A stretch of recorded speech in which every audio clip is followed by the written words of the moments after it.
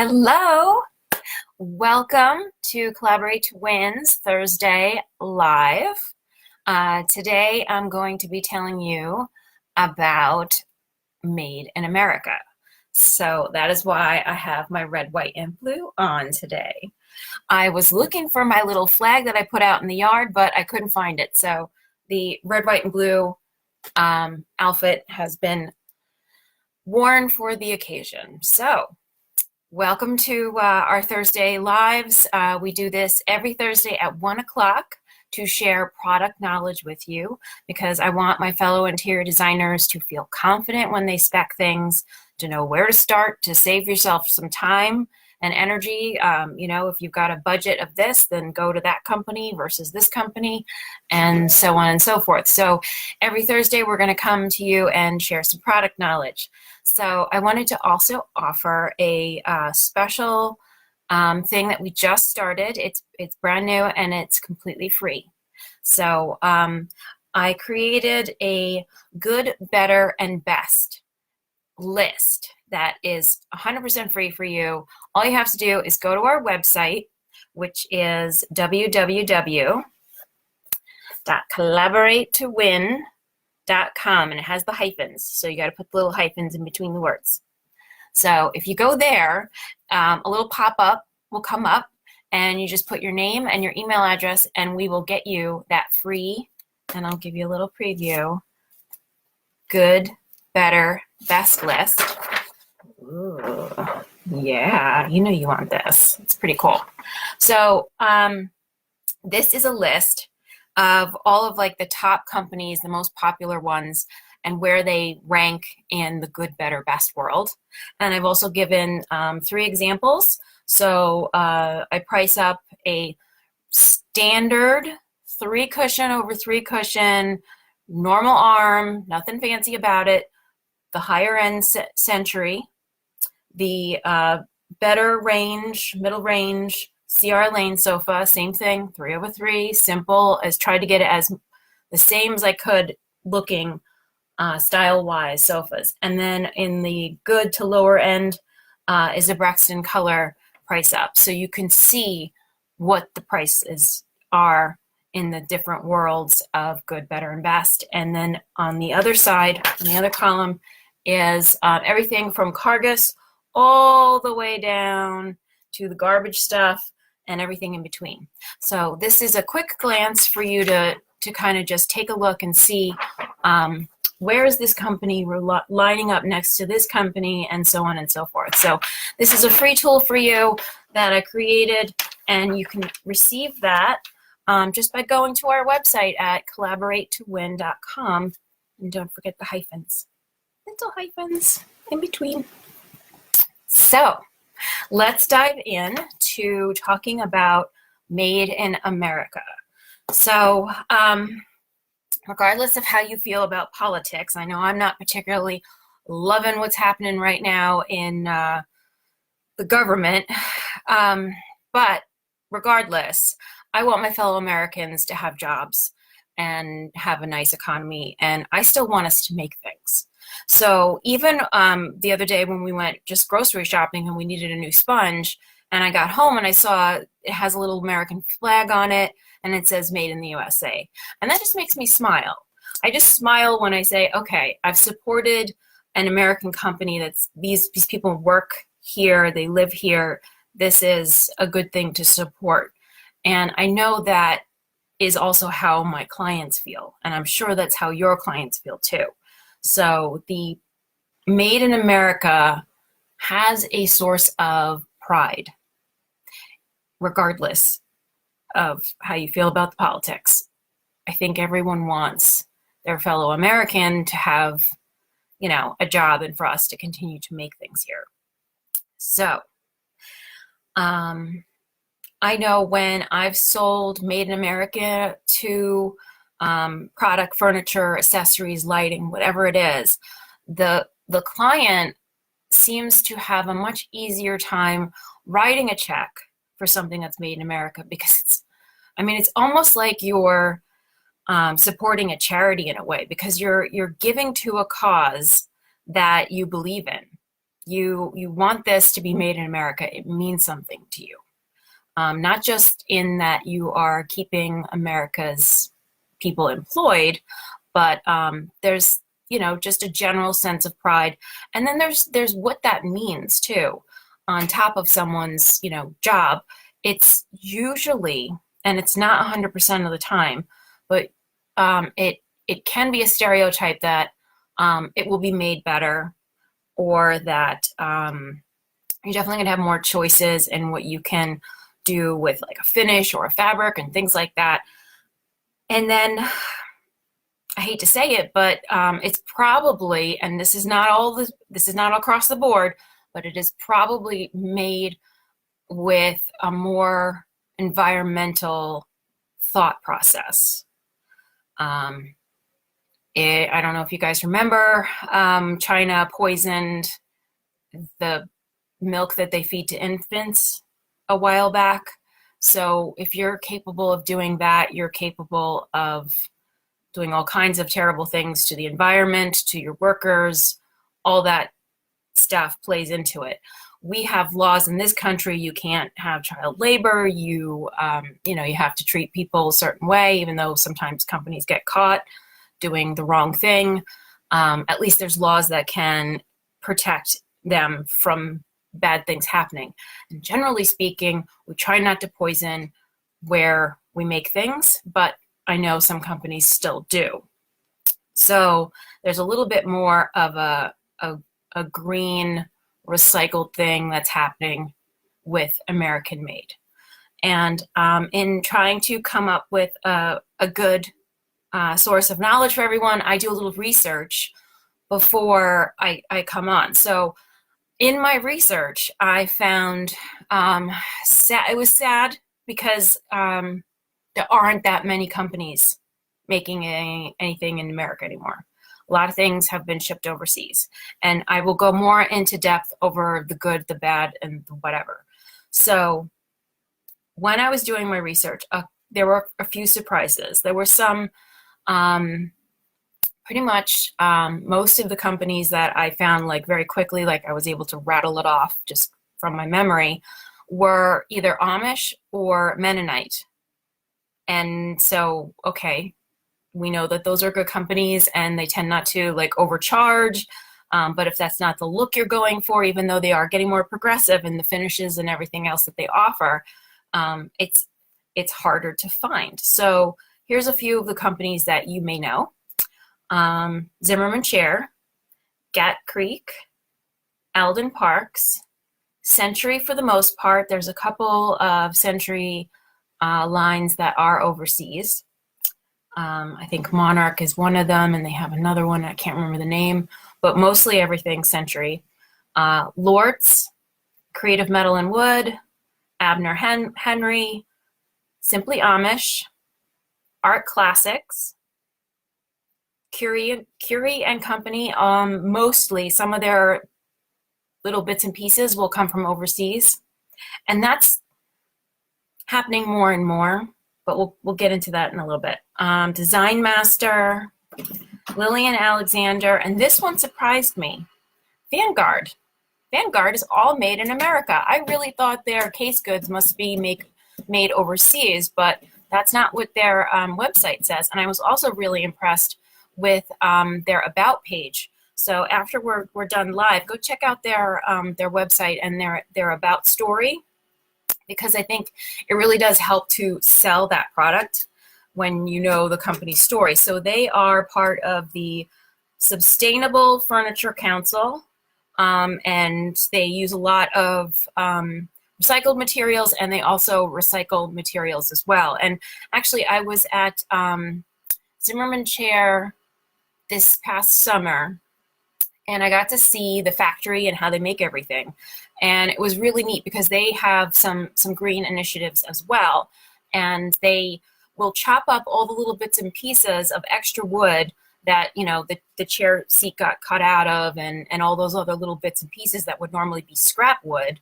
They chop them up even smaller, and then it goes down a conveyor belt and it gets fed into this machine that makes it sawdust. And then that sawdust creates wood pellets for wood pellet stove, and I happen to have a wood pellet stove in my house, so it was kind of neat to see that that sawdust is going to get recycled and become something that I could burn in my house. So that's pretty cool, and that's one of the advantages when you buy something not just in America, but also kind of local to you, because the Zimmerman chair is in Pennsylvania and I'm in New Jersey. So it's very possible that that sawdust is burning right now in my stove.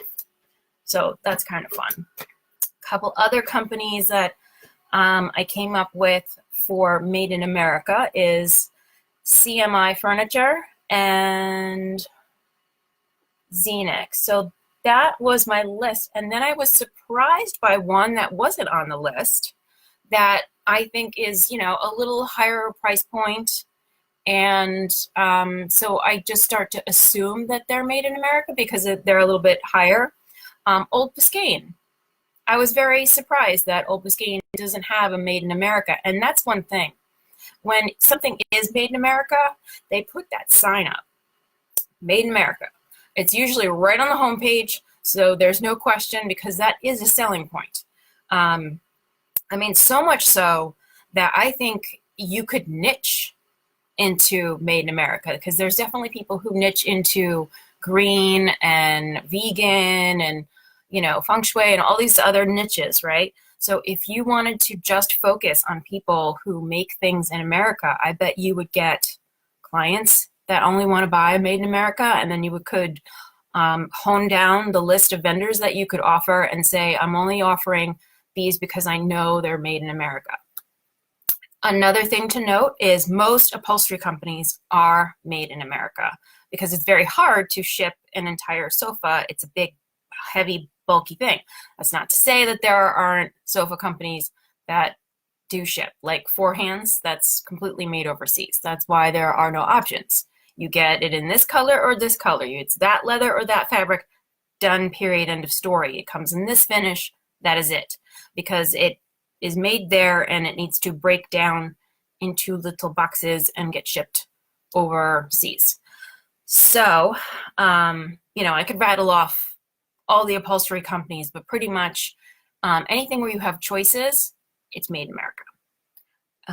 So that is the big list. Now, however, one of my favorite companies is C.R. Lane, and they had a chair that they introduced that was a metal frame, and that frame they were sourcing from somewhere overseas, and I think it might have been China, because as soon as the tariff thing started to happen, they said, you know what, let's just discontinue that chair.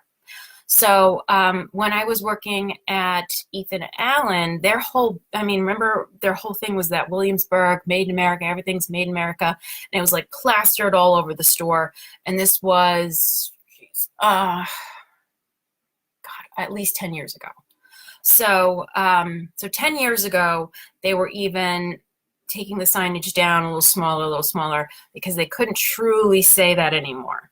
All of their dining chairs that have any carving are made overseas. Anything that has carving is usually now made overseas. And some of that is somebody trying to save money. But in all honesty, when I was really thinking about this, as far as like I was surprised that Old Biscayne wasn't made here, we don't have a sales force, employment force that can make these things anymore. I remember when I worked at the upholstery store, and we had the guys upstairs that did the best work. They were from Cuba. They had a horrific journey on like a raft across the sea to get to America. And then the owner of the shop, he actually paid for the lawyer for their immigration and got them their green cards because they were skilled in something that he couldn't find in an American anymore. And we're going back 20 years. I mean, I've been doing interior design for 19 years. So that's almost 20 years ago that even then he had a hard time finding really skilled people who work with their hands. So parents, when you're telling your kids about job market stuff, don't just limit them to cubicles in the corporate world.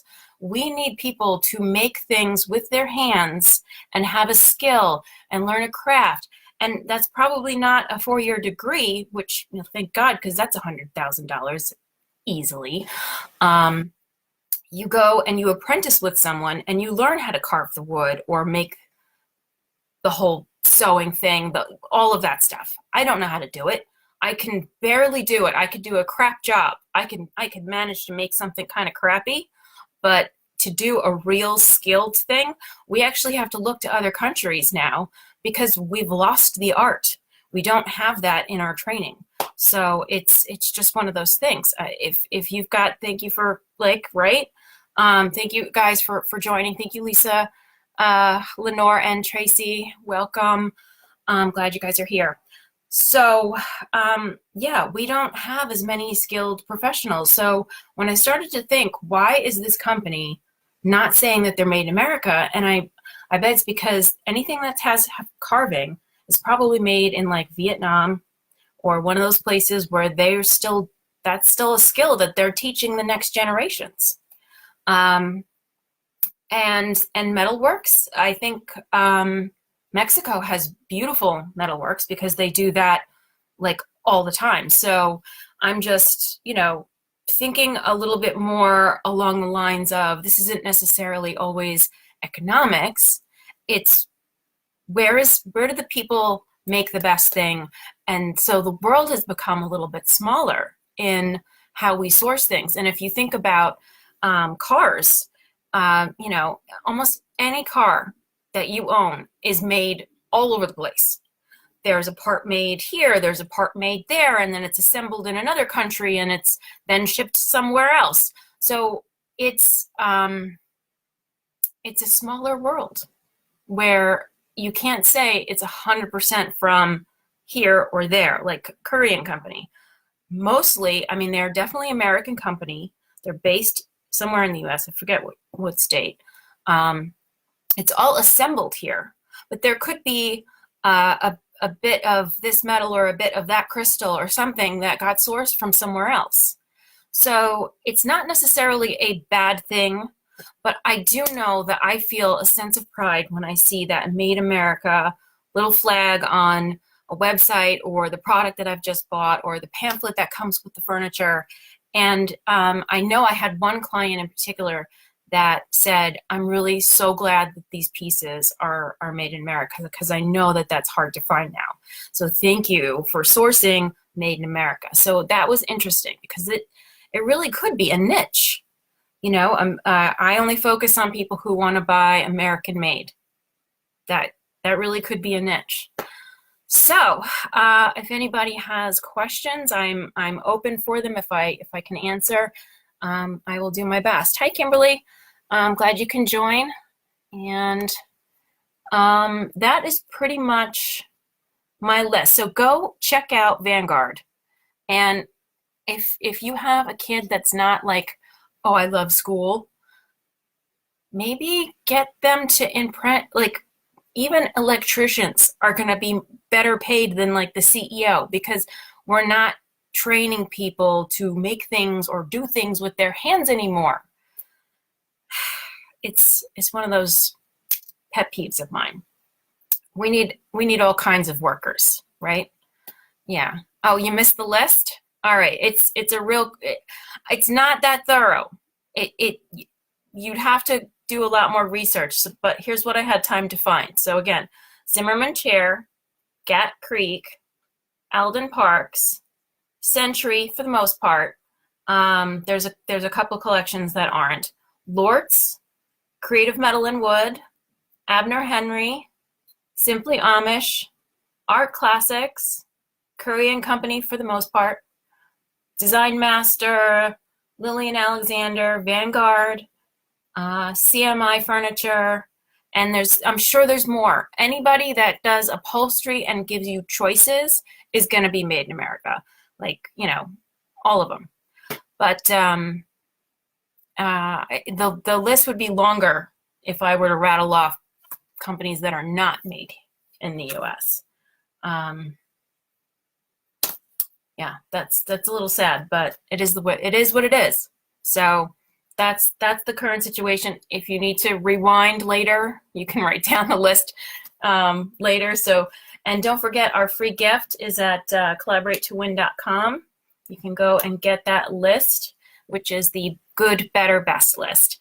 And so next week, I'm going to come back and share with you a couple of stories that I think probably everyone has a similar story of sourcing furniture for clients, and it was very eye-opening for me. So I'm going to share those two stories with you next week. So thank you so much for joining. I'm so glad that you're here. Welcome. Have a fantastic day. And it's snowing again here in New Jersey. I'm looking out my window and there are little flurries. I'm so sick of it. I want spring. Anybody with me? I want some spring. I want spring. Okay. Well, thank you for tuning in. Thank you for joining me live. Hope to see you next week and every week after. Bye.